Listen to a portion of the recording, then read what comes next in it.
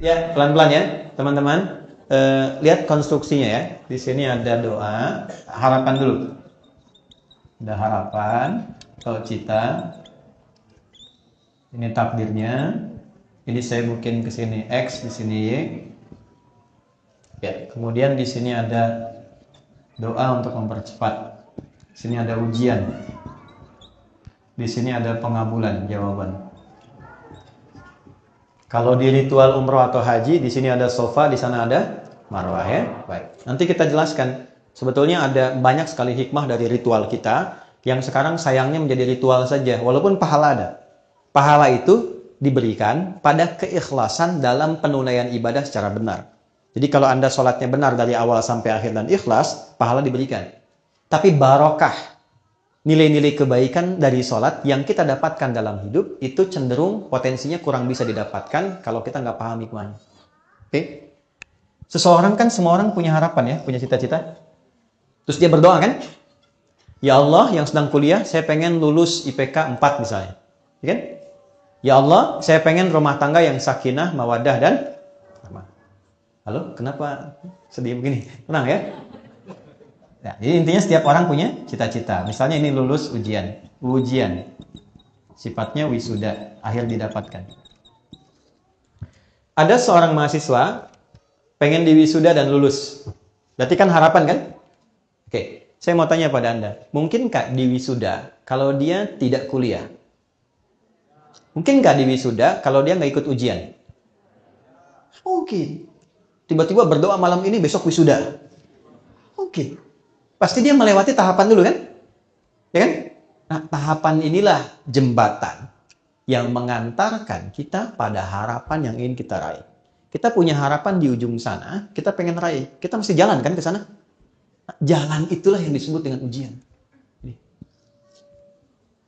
Ujian ini yang sering kita lihat sebagai masalah.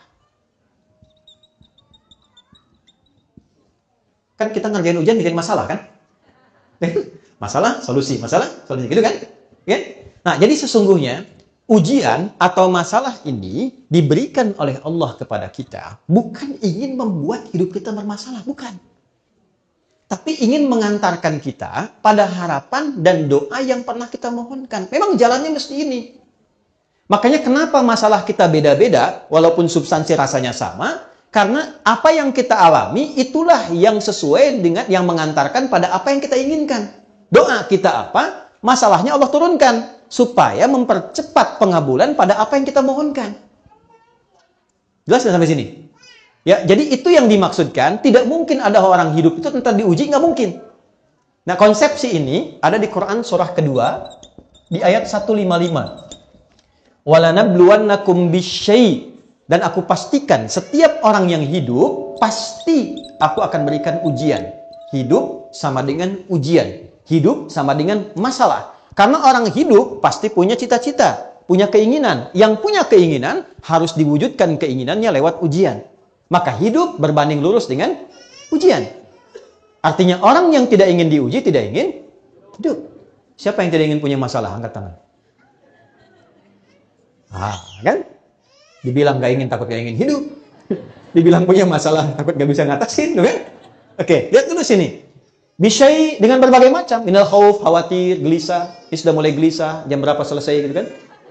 Wal ju' mulai lapar. Wa naqsi minal amwal, sudah mulai ngitung ongkos pulang gimana? Ya, wal anfus, ada yang sakit sampai yang wafat, ya kan? Ya, wat samarat, yang hasil kerja kerasnya diambil orang lain. Ada yang begitu.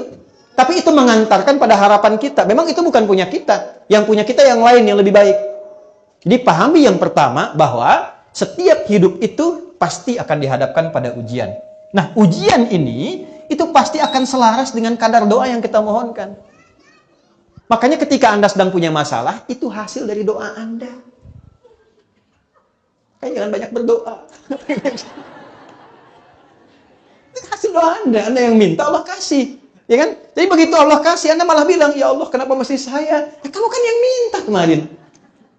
Ya, nah dari sini baru turun ayat, la yukallifullahu nafsan illa wus'aha. Allah nggak mungkin nguji Anda di luar batas kemampuan Anda. Ketika diberikan ujian pun yang kita mampu.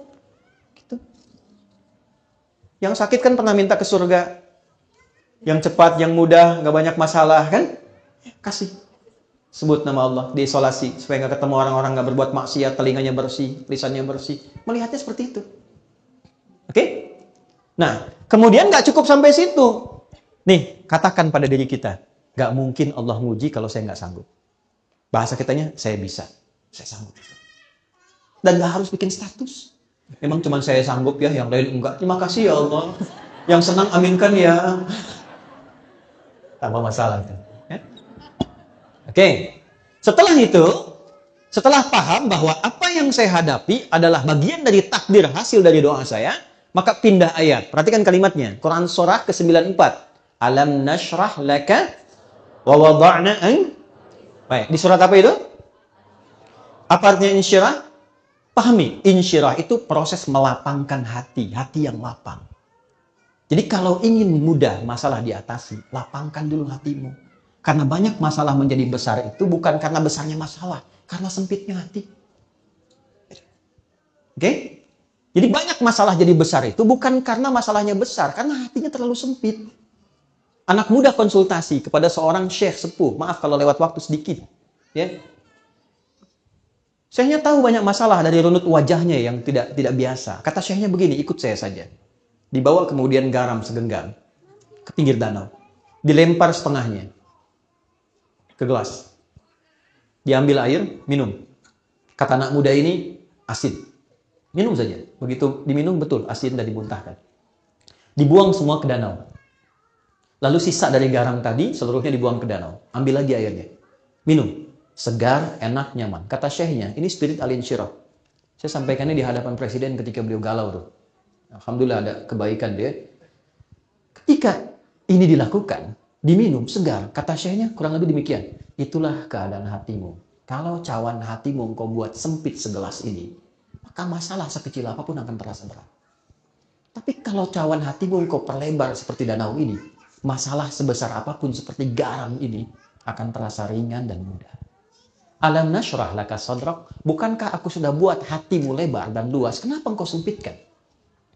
Wa wada'na anka wizrak alladhi anqadha dhahrak, sehingga dengan itu membuat tubuhmu seakan menanggung beban yang berat yang tidak semestinya ditanggung.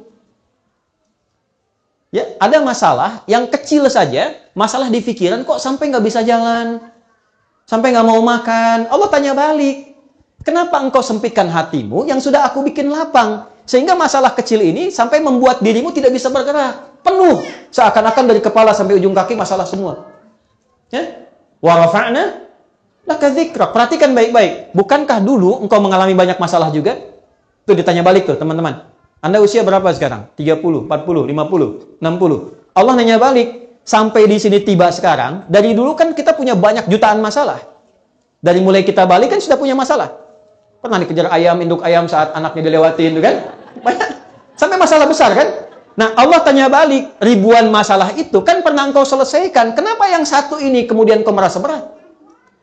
Mungkin persoalannya bukan masalahnya. Masalahnya engkau belum lapangkan hatimu seperti aku selesaikan ribuan masalah dulu yang pernah tuntas karena kelapangan jiwamu. Terus kita tanya balik, ya Allah, cara melapangkan hati bagaimana? Ini yang mahal di Quran. Inna ma'al usri fa inna ma'al usri. Masalahnya kita hanya lihat terjemah. Banyaknya orang lihat terjemah aja. Kita tuh saya nggak pengen ikutan gitu sih. Banyaknya orang lihat terjemah. Di balik kesulitan ada padahal spirit maknanya tidak seperti itu. Kurang lengkap. Yang ingin Allah katakan, perhatikan kalimatnya. Inna ma'al usri. Seberat apapun masalahnya, selalu ada solusinya. Dalam bahasa singkatnya gini nih, pasti selesai. Pasti ada solusi. Dan teman-teman, ini spirit ayatnya, ini katakan pada jiwa kita, dialogkan lisan dengan jiwa. Adi, ini pasti selesai. Bisa, nggak mungkin nggak selesai. Pasti ada solusinya. Katakan. Kita punya ayatnya, teman-teman. Di sini masyarakat Jepang itu yang praktekkan pada umumnya. Dulu tahun 95-96, itu ada acara di sini, Benteng Takeshi namanya. Seangkatan dengan Dragon Ball, kan? Tulisan Suzuki Watanabe yang kemarin baru meninggal itu. Ya? Itu Benteng Takeshi saat tanknya sudah mulai bergerak dan ingin menaklukkan benteng. Itu di sampingnya itu ada reporter yang mendampingi dan mengatakan gini, kamu pasti bisa, kok pasti bisa, kok pasti bisa. Tuh. Kita punya ayat, jadi yang praktikkan. Jadi ketika Anda punya masalah, satu, simpulkan, terima kasih ya Allah, kau titipkan pada saya untuk mempercepat pengabulan doaku, engkau tidak berikan pada yang lain. Terima kasih. Yang kedua, kamu pasti bisa. Pasti selesai. Inna ma'al usri, fa inna ma'al usri. Kalau sekali nggak cukup, katakan yang kedua, sampai hati merasa tenang. Kuncinya, bukan jawabannya datang dulu, bukan selesai dulu. Kuncinya hati tenang dulu. Jiwa yang tenang melahirkan keputusan yang cemerlang. Bikin status tuh. Oke, terakhir, faida faragta. Kalau hatinya sudah tenang, baru mitigasikan persoalannya. Masalahnya apa? Di rumah tangga bikin mitigasi. Kenapa suami begini? Kenapa saya begini? Oh, ini ketemu satu. Dengan ketenangan hati. Setelah itu, jangan harapkan hasil. Karena kalau Anda mengharap hasil, Anda kecewa. Serahkan hasilnya kepada siapa? Allah. Wa ila rabbika farghab. Nah, itu kalau sudah terkumpul, kita akan selalu ridho pada setiap situasi yang Allah berikan dari perjalanan takdir kita. Terima kasih ya Allah, Engkau kirimkan ini. Terima kasih ya Allah, Engkau hadirkan ini. Alhamdulillah. Ya. Makan gak makan asal ridho Allah pada kita ya. Tidak harus selalu kumpul gitu ya. Kadang-kadang kan sendiri-sendirian. Gimana? Karena ada yang bikin tema. Ya. Baik, saya kira itu yang penting untuk saya sampaikan. Dan yang sebagai penutup, sebagai bonus, tolong cari lawannya yang positif untuk berlatih keridhaan. Itu rumus di Quran surat Asy-Syams. Jadi kalau ada yang A kurang bagus, cari yang B yang bagusnya. Bisa. Jujur lawannya apa? Jujur lawannya apa? Bohong. Rendah hati lawannya apa? Sombong. Baik. Sombong diciptakan bukan ingin membuat Anda sombong, tapi supaya rendah hatinya muncul. Jadi kalau ada muncul tentang sesuatu yang terlihat sombong, berarti saya mesti rendah hati. Kenapa mesti Anda yang lihat? Marah lawannya apa? Sabar. Jadi kalau pulang dari sini, lihat suami marah, ibu langsung simpulkan, marah dititipkan pada suami saya. Bukan ingin menjadikan suami saya pemarah, tapi ingin menitipkan supaya kesabaran saya meningkat, agar sanggup mengatasi persoalan rumah tangga lebih besar di masa yang akan datang. Jadi kalau suami datang, marah-marah, Alhamdulillah. Kamu kenapa ketawa? Terima kasih ya Allah telah mengirimkan amarah pada suami saya, sehingga saya bisa belajar sabar. Suami juga nggak punya alasan untuk marah. Cemberut apa lawannya? Anda pulang ke rumah, istri cemberut. Waalaikumsalam. Kayaknya kenal, ya. Setelah itu kasih emas 2 kilo, selesai masalahnya. Emang istri saya masih ada nggak? Udah nggak ada kan? Alhamdulillah, makanya saya cerita ya. Karena jarang ada ustadz ceramah bawa istrinya, jarang. Apalagi bahas yang itu, sama saja gitu ya. Baik teman-teman, itu yang bisa disampaikan.